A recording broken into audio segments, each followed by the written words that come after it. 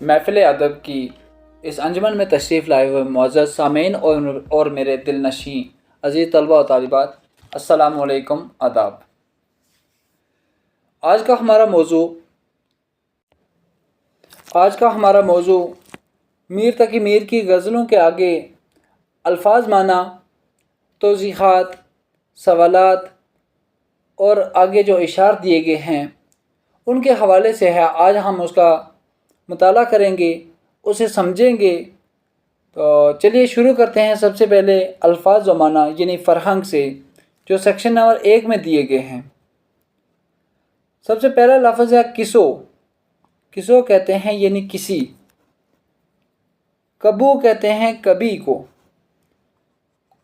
کج روش کہتے ہیں ٹیڑھی راہ چلنے والا یعنی بے وفا۔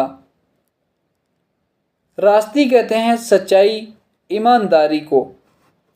گوشہ گزیں کہتے ہیں گوشہ نشین، تنہائی میں بیٹھنے والا۔ سلیقہ کہتے ہیں تمیز، لیاقت یعنی طریقہ۔ ہنگامہ گرم کن۔ ہنگامہ گرم کن کہتے ہیں فتنہ و فساد کو بڑھانے والا، یعنی وہ شخص جو فساد کو اور بڑھائے اسے ہم کیا کہیں گے؟ ہنگامہ گرم کن۔ آگے لفظ ہے ناصبور۔ ناصبور کہتے ہیں بے صبر کو، یعنی ناصبر ہونا۔ آگے لفظ ہے برق۔ برق کہتے ہیں بجلی کو۔ نالا۔ نالا کہتے ہیں فریاد، فغاں۔ فغاں کہتے ہیں شور کو۔ شور نشور۔ شور نشور کا مطلب ہے قیامت کا شور، یعنی میدان حشر کا شور۔ آگے لفظ ہے کلیم۔ اللہ سے کلام کرنے والا، حضرت موسیٰ علیہ السلام کا لقب۔ کاسہ سر۔ کاسہ سر کہتے ہیں کھوپڑی، یعنی سر کی ہڈی۔ استخوان کہتے ہیں ہڈی کو۔ سر پر غرور کہتے ہیں گمنڈی سر، یعنی جس کے اندر غرور پایا جائے اسے سر پر غرور کہتے ہیں۔ اب اس کے آگے سیکشن نمبر 2 ہے ہمارے پاس، توضیحات یعنی کنکلوژن۔ غزل نمبر 1 میں عشق و محبت کے خیالات بیان کیے گئے ہیں۔ مقطع میں روئے زمین نے تمام لیا، تمام عالم پر چھا جانے کے معنوں میں استعمال ہوا ہے۔ اس شعر میں میر نے تعالیٰ سے کام لیا ہے۔ تعالیٰ اس صنعت کو کہتے ہیں جس میں شاعر اپنی تعریف کے سلسلے میں مبالغے سے کام لیتا ہے۔ یعنی غزل نمبر 1 جو ہے اس میں عشق و محبت کے خیالات کو پیش کیا گیا ہے، اور آخر کا جو شعر ہے جو مقطع کا، اس میں جو لفظ استعمال ہوا ہے روئے زمین تمام لیا، یعنی پوری زمین یعنی پوری دنیا کے اوپر چھا جانے والا، یہ معنی ہوتا ہے اس لفظ کا۔ تو اس شعر کے اندر میر نے مبالغے سے کام لیا ہے، یعنی خود کی بڑائی کو بیان کیا ہے۔ اور یہ جو صنعت تعالیٰ ہوتی ہے، یہ اس صنعت کو کہتے ہیں کہ جس میں شاعر اپنی تعریف کے سلسلے میں مبالغے سے کام لیتا ہے۔ 2 نمبر پہ دیکھیے، دوسری غزل میں اگرچہ ہر ایک شعر ہم قافیہ اور ہم ردیف ہے، پھر بھی متن اور خیال کے لحاظ سے چوتھا اور 5واں شعر مختلف ہے۔ اس بات کو کاف نشانی سے بھی ظاہر کیا گیا ہے۔ کاف سے مراد قطع ہے۔ ان 2 اشعار میں ایک مختصر کہانی بیان کی گئی ہے۔ یعنی دوسری جو غزل ہے اس کے اگرچہ اشعار جو ہیں ہم قافیہ اور ہم ردیف ہیں، مگر پھر بھی متن اور خیال کے لحاظ سے چوتھا اور 5واں شعر جو ہے وہ مختلف ہے۔ اس بات کو کاف کی نشانی سے بھی ظاہر کیا گیا ہے، یعنی کاف کی نشانی لگائی گئی ہے جس سے ہمیں یہ ظاہر ہوتا ہے کہ یہ کیا ہے؟ قطع ہے۔ ان 2 اشعار میں ایک مختصر کہانی بیان کی گئی ہے، یعنی ایک چھوٹی سی کہانی جو ہے، کہانی بڑی ساری ہے لیکن اس کو مختصر انداز میں بیان کیا گیا ہے۔ اب اس کے آگے سیکشن نمبر 3 میں ہم دیکھیں تو ہمارے پاس سوالات آتے ہیں۔ تو پہلا سوال ہے ہمارے پاس، شاعر نے دل ستم زدہ کو کیوں تھام لیا؟ دوسرا ہے دونوں غزلوں میں سے ایسا شعر تلاش کیجیے جس میں شاعرانہ تعلیٰ موجود ہو۔ تیسرا سوال ہے کھوپڑی نے کون سی فتح کی بات بتائی؟ چوتھا سوال ہے دوسری غزل کے تیسرے شعر میں حضرت موسیٰ علیہ السلام سے متعلق تلمی کو بیان کیجیے۔ تو چلیے پہلے سوال کا مطلب جو جواب ہے وہ آپ کے سامنے روبرو لاتا ہوں۔ سوال نمبر 1 تھا ہمارے پاس، شاعر نے دل ستم زدہ کو کیوں تھام تھام لیا؟ شاعر نے دل ستم زدہ کو اس لیے تھام تھام لیا کیونکہ جب کسی نے شاعر کے سامنے اس کے پیارے محبوب کا نام لیا جس کی وجہ سے شاعر کا دل تڑپنے لگا اور اس نے تب اپنے بے چین اور بے قرار دل کو اپنے دونوں ہاتھوں کے سہارے تھام لیا، یعنی صبر و استقلال کا مظاہرہ کیا۔ سوال نمبر 2 تھا ہمارے پاس، دونوں غزلوں میں سے ایسا شعر تلاش کیجیے جس میں شاعرانہ تعلیٰ موجود ہو۔ تو یہ پہلی غزل کے اندر جو چوتھا شعر تھا وہ ہے اگرچہ گوشہ گزی ہوں میں شاعروں میں میر، پہ میرے و شعر نے روئے زمیں تمام لیا۔ یہ تھا اس سوال کا جواب۔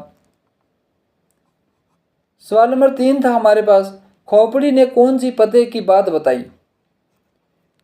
تو اس کا جواب ہے کھوپڑی نے یہ فتح کی بات بتائی کہ وہ بھی کبھی کسی زمانے میں کسی غروری گھمنڈی انسان کی جاہ و جلال، عزت اور زندگی تھی، مگر اب زمین کے اندر سڑ رہی ہے۔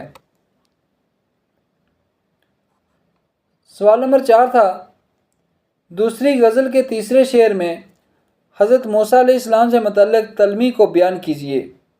تو اس سوال کا جواب ہے تلمی وہ ہے جس میں شاعر کسی ماضی کے کسی واقعے کو اپنے شعر میں بیان کرے۔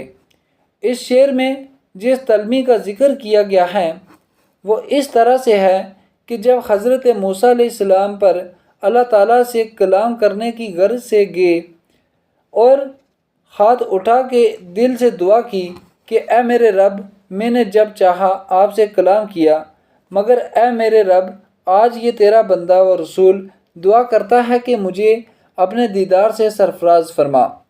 جو ہی رب العالمین نے حضرت موسیٰ علیہ السلام کی دعا کو قبول کیا اور کوہ طور پر اپنی نور کی ایک تجلی ڈالی تو حضرت موسیٰ علیہ السلام نور تجلی کو دیکھ کر بے ہوش ہو گئے۔ سیکشن نمبر 4 میں ہمارے پاس ہے میر تقی میر کی زندگی اور شاعری کے بارے میں مختصر نوٹ لکھیے، یعنی آپ نے تفصیلاً نوٹ نہیں لکھنا ہے بلکہ ان کی زندگی کے بارے میں اور شاعری کے بارے میں چھوٹا سا نوٹ لکھنا ہے۔ تو چلیے دیکھیے وہ نوٹ آپ کے سامنے میں رکھتا ہوں۔ پہلے میر تقی میر کی زندگی کے بارے میں دیکھیں، پھر اس کے بعد ان کی شاعری کا بھی چھوٹا سا نوٹ ہوگا۔ اس کا جواب اس طرح سے ہے شہنشاہ غزل میر تقی میر کی پیدائش آگرہ میں 1722 عیسوی میں ہوئی۔ آپ کا اصلی نام محمد تقی اور میر تخلص تھا۔ آپ کے والد محترم کا نام میر علی متقی تھا۔ ابتدائی تعلیم اپنے والد سے ہی حاصل کی اور ابھی 11 سال کے ہی تھے کہ والد صاحب اللہ کو پیارے ہو گئے۔ میر کا ایک بڑا سوتیلا بھائی تھا جنہوں نے میر پر بڑے ظلم ڈھائے۔ میر مجبوراً آگرہ چھوڑ کر دہلی اپنے ماموں کے پاس رہنے کو چلے آئے۔ یہاں دہلی میں خانہ جنگی کی وجہ سے حالات برے ہوتے گئے اور میر نے دہلی کو حیر آباد کہہ کر لکھنؤ میں چلے آئے۔